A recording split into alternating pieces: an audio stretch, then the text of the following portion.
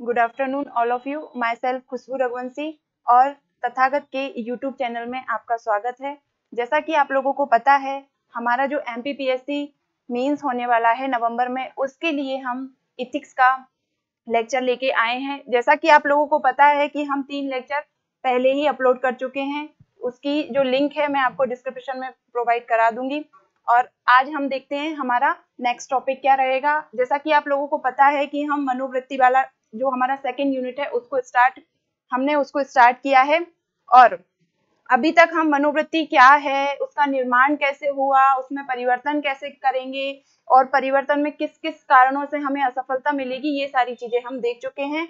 अब हम आगे देखेंगे कि मनोवृत्ति के कार्य क्या होते हैं, मनोवृत्ति की विशेषताएं क्या होती हैं। आइए स्टार्ट करते हैं आज का वीडियो। यहाँ पर है मनोवृत्ति के कार्य। आपको 5 प्रकार के कार्य दिखाई दे रहे हैं। पहला है साधनात्मक कार्य, दूसरा अहम रक्षात्मक कार्य, तीसरा ज्ञानात्मक कार्य, चौथा व्यवहारात्मक और पांचवा है हमारा मूल्योन्मुख कार्य। एक एक करके हम इनका देखेंगे कि किस तरीके से जो अभिवृत्ति है, जो हमारी मनोवृत्ति है, वो हमारे जो कार्य होते हैं उनमें हमारी हेल्प करती है और कार्यों में किस प्रकार मनोवृत्ति का रोल रहता है उसको हम देखेंगे। आइए हम सबसे पहले देखते हैं साधनात्मक कार्य। यहाँ पर एक छोटा सा इंट्रोडक्शन दिया हुआ है कि मनोवृत्ति एक मनोवैज्ञानिक प्रवृत्ति है जो कुछ अंशों तक सकारात्मक और नकारात्मक मूल्यांकन करने में क्या होती है, अभिव्यक्त होती है। लोग जो मूल्यांकन करते हैं वह नितांत सकारात्मक से नितांत नकारात्मक, क्या नितांत नकारात्मक से नितांत सकारात्मक तक हो सकता है और संतुलित भी हो सकता है। नितांत नकारात्मक मतलब पूरी तरह से नकारात्मक होना और नितांत सकारात्मक मतलब पूरी तरह से क्या होना, सकारात्मक होना। और एक और वर्ड यहाँ पे लिखा है कि या वो संतुलित हो सकती है ना, या तो थोड़ा सकारात्मक हो सकती है, थोड़ा नकारात्मक हो सकती है, इस प्रकार क्या बैलेंस हो सकती है। और फिर हमने लिखा है कि एक ही वस्तु के प्रति जो अभिवृत्तियां हैं, एक ही वस्तु के प्रति जो हमारी मनोवृत्ति है वो मिश्रित भी हो सकती है। मिश्रित का मतलब क्या, समय समय पर भिन्न हो सकती है। कैसे भिन्न हो सकती है, मान लीजिए आज आप किसी के प्रति पॉजिटिव एटीट्यूड रखते हैं, लेकिन कुछ समय बाद आपका जो एटीट्यूड है उसके प्रति नेगेटिव हो जाता है, तो ये क्या हो जाएगी, हमारी उस भी वस्तु या व्यक्ति के प्रति हमारी जो मनोवृत्ति है वो मिश्रित हो जाएगी, यानी कि समय समय पर भिन्न हो सकती है। तो ये छोटा सा इंट्रोडक्शन दिया। अब हम देखते हैं इसके कार्य क्या हैं। तो पहले मैंने आपको बताया था कि साधनात्मक कार्य।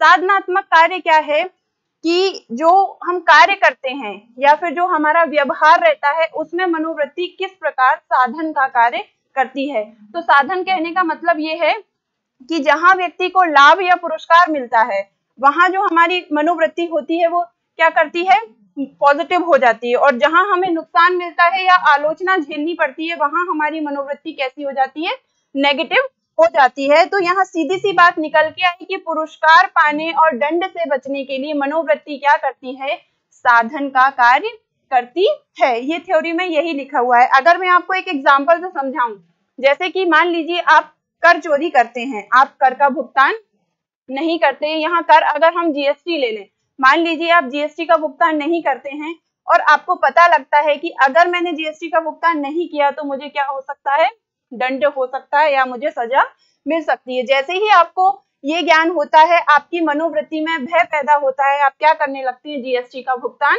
करने लगते हैं। इसी तरह यहाँ पे एग्जाम्पल लिखा हुआ है कि कर चोरी दंड को आकर्षित करती है, कर चोरी दंड को आकर्षित करती है। एक व्यक्ति करों का भुगतान सही तरीके से करके सही तरीके से शुरू कर सकता है, यानी कि उसकी मनोवृत्ति दंड से बचने के लिए यहाँ क्या हो जाएगी, साधन बन जाएगी। ठीक है, नेक्स्ट इसका कार्य देखते हैं हम क्या, अहम रक्षात्मक कार्य। अहम रक्षात्मक कार्य का मतलब है कि वर्तमान मनोवृत्ति में संकट उत्पन्न करने वाली चीजों से बचना।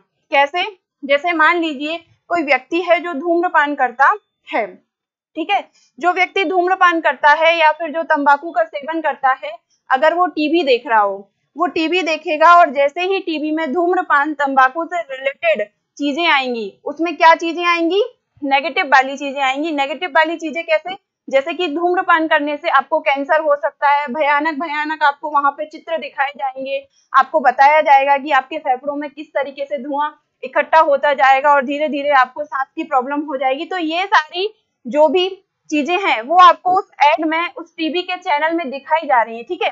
अब जो धूम्रपान करने वाला व्यक्ति है वो क्या करेगा, जल्दी से चैनल चेंज कर देगा। यानी कि जो वर्तमान परिस्थिति है, वर्तमान परिस्थिति क्या, उस धूम्रपान के एड का आना, वर्तमान परिस्थिति है वो धूम्रपान का एड।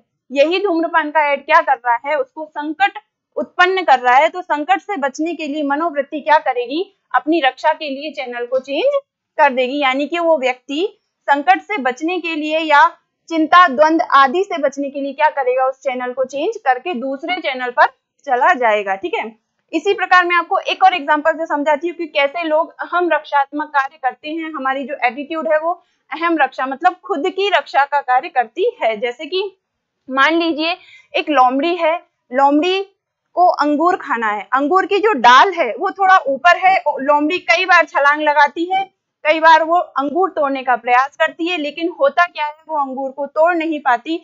लास्ट में वो अपनी खुद की रक्षा करती है और क्या बोल देती है कि मुझे तो अंगूर खाना ही नहीं है। क्यों? क्योंकि अंगूर खट्टे हैं। यानी कि वहां उसने खुद की रक्षा करके अंगूरों में क्या कर दी, कमी ढूंढ के खुद की रक्षा उसने कर ली। यानी कि अंगूर ना तोड़ पाने की वजह से उसने खुद को किस बात से समझा लिया कि मुझे अंगूर खाना ही नहीं, अंगूर तो खट्टे हैं। यानी कि यहाँ उसने खुद की रक्षा की, यानी कि जो उसका एटीट्यूड था उसने क्या किया, अहम की रक्षा कर ली, ठीक है।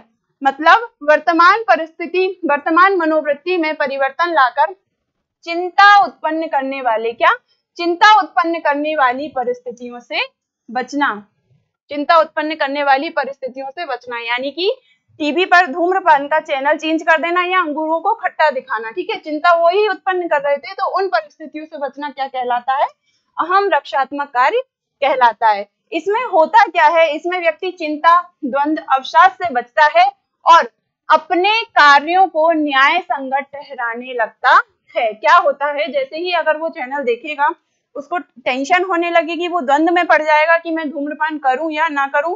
फिर अगर वो करेगा भी तो भी क्या होगा, वो अवसाद से ग्रस्त हो जाएगा। और जब वो चैनल चेंज करता है तो इसमें वो क्या कार्य कर रहा है, अपने जो कार्य हैं उसको क्या कर रहा है, न्याय संगत ठहरा रहा है।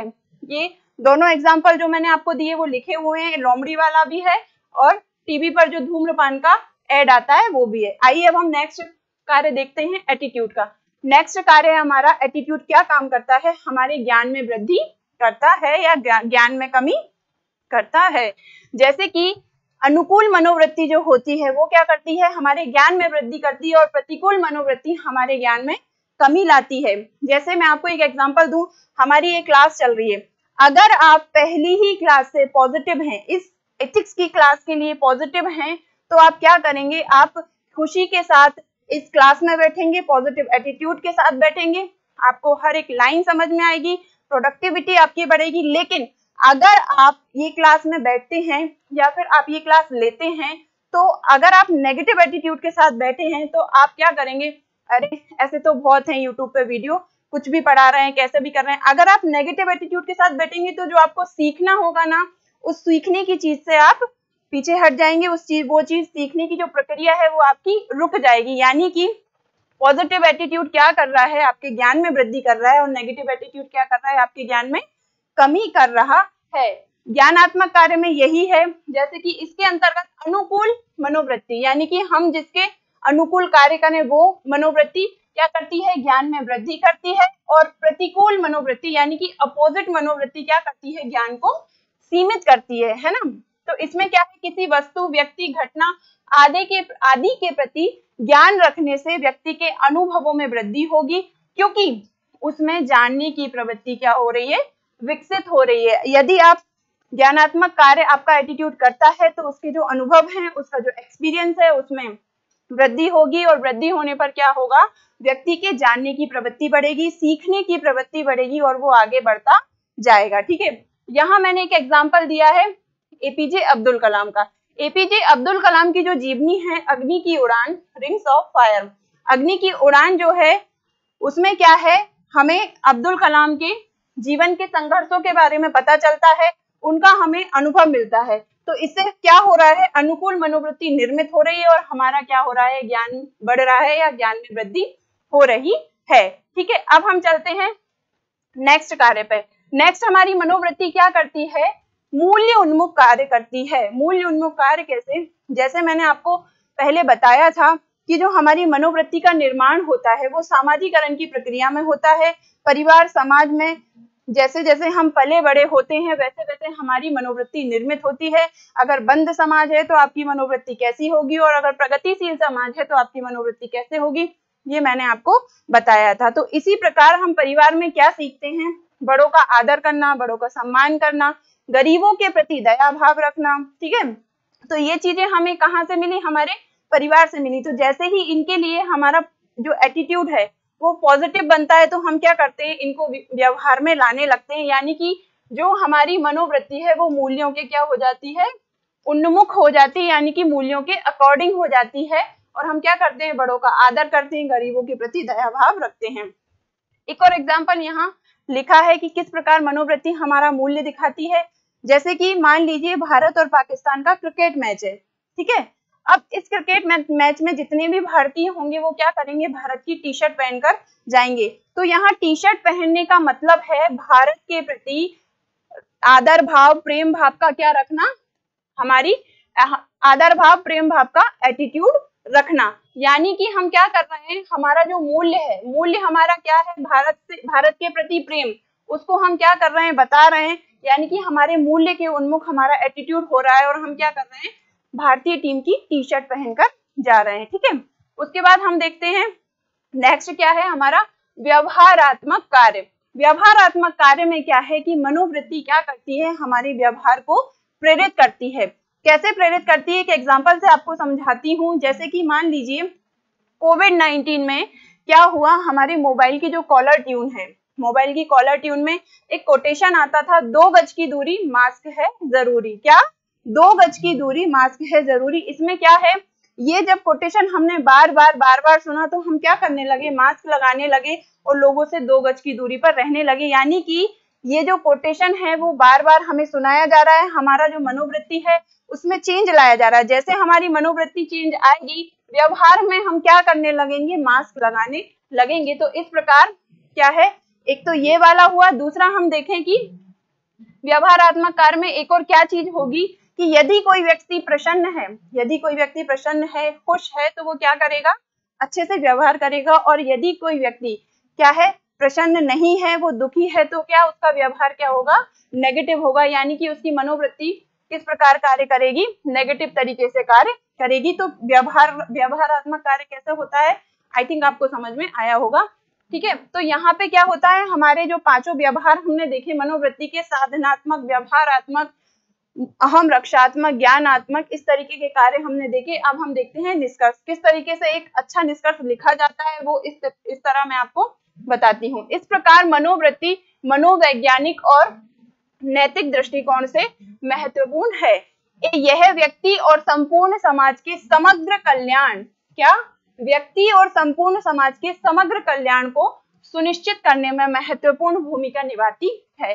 समग्र कल्याण को सुनिश्चित कैसे करेगी, किस तरीके के कार्य, अगर हम समाज में जो मूल्य हैं, जो चीजें हैं, उनके लिए पॉजिटिव एटीट्यूड रखेंगे तो क्या होगा, समाज का समग्र कल्याण होगा, महत्वपूर्ण भूमिका निभाती। अतः सकारात्मक मनोवृत्ति के निर्माण में निरंतर प्रयासरत रहना चाहिए। यानी कि हमें जो हमारी मनोवृत्ति है उसको पॉजिटिव करते रहना चाहिए, हमेशा उसमें क्या, नई नई चीजें सीखते रहना चाहिए और उसको हमेशा क्या, एक पॉजिटिवनेस की ओर करते जाना चाहिए। ठीक है, अब कार्य के बाद हम देखेंगे कि मनोवृत्ति की विशेषताएं क्या होती हैं।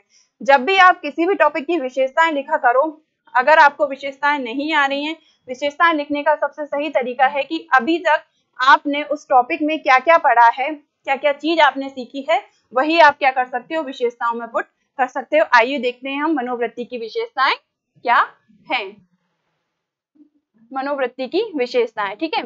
अब मनोवृत्ति की विशेषताएं विभिन्न मनोवैज्ञानिकों के द्वारा, अगर आपको निष्कर्ष लिखना नहीं आ रहा है तो आप क्या कर सकते हो, मनोवैज्ञानिक, क्यों, क्योंकि जो थिंकर होते हैं, हमारे जो एटीट्यूड होता है वो किससे रिलेटेड है, हमारा मनोविज्ञान से रिलेटेड है। तो आप कैसे स्टार्ट कर सकते हो, विभिन्न मनोवैज्ञानिकों के द्वारा निम्नलिखित विशेषताएं बताई गई हैं। तो हम एक एक करके विशेषताओं को डिफाइन करते हैं।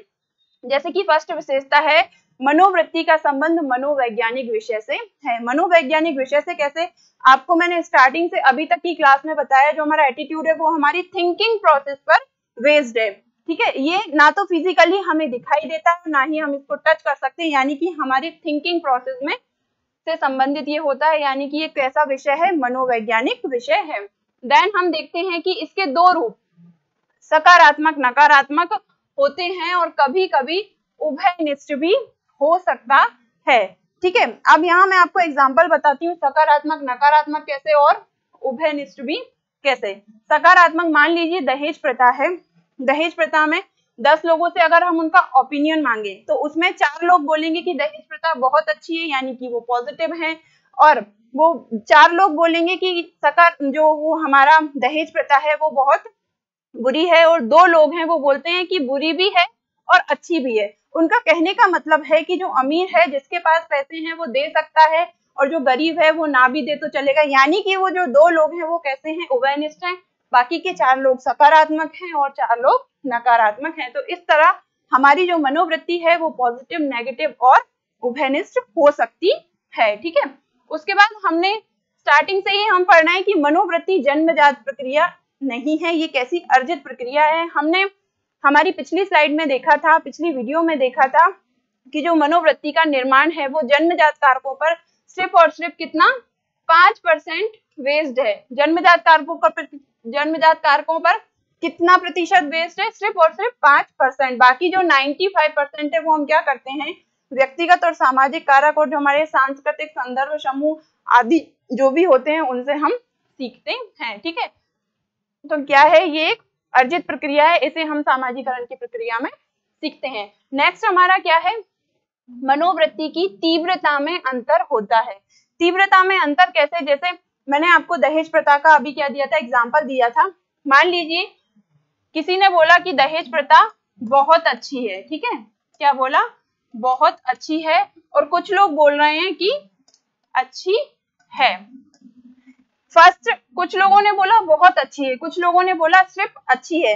तो यहाँ हम देखें कि बहुत अच्छी और अच्छी में तीव्रता किसकी ज्यादा होगी, वो किसकी होगी, बहुत अच्छे वाले की होगी, और अच्छे वाले की तीव्रता में क्या होगा, तीव्रता में कमी होगी, यानी कि तीव्रता में, मनोवृत्ति की तीव्रता में अंतर होता है।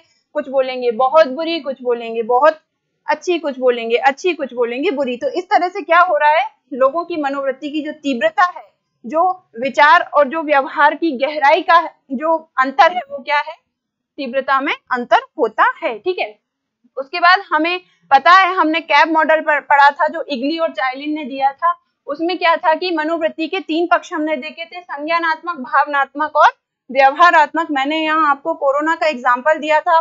ठीक है, कोरोना का एग्जाम्पल में मैंने बताया था, जैसे संज्ञान क्या करता है, हमें किसी चीज का ज्ञान होता है, भाव मतलब भावनात्मक मतलब हम उस चीज का अनुभव करते हैं, और व्यवहारात्मक मतलब उस चीज को व्यवहार में लाते हैं। जैसे मैंने आपको कोरोना का एग्जाम्पल बताया था, उसमें बताया था कि धीरे धीरे कोरोना की हमें सूचनाएं मिली। ठीक है, सूचनाएं मिली, हमें पता लगा इसके ये लक्षण हैं, ये इसके प्रभाव हैं। जैसे ही हमें सूचनाएं मिली, हमें संज्ञान हुआ और धीरे धीरे हमें उससे भय लगने लगा, यानी कि हम भावना के स्तर पर आए और हम क्या करने लगे, ज्ञान हुआ, भावना के स्तर पर आए और हम क्या करने लगे, मास्क लगाने लगे, सैनिटाइजर करने लगे और हम बार बार हाथों को वॉश करने लगे, यानी कि हम ये व्यवहार की कंडीशन में आ गए। ठीक है, तो ये विशेषता समझ में आई। उसके बाद लास्ट हमने लिखा है कि मनोवृत्ति की सहायता से किसी के व्यवहार को प्रेरित किया जा सकता है। व्यवहार को प्रेरित कैसे, जैसे कि मैंने आपको पिछली स्लाइड में बताया था कि व्यवहारात्मक कार्य, इसी तरह जो 2 गज की दूरी, मास्क है जरूरी, कोविड-19 में जो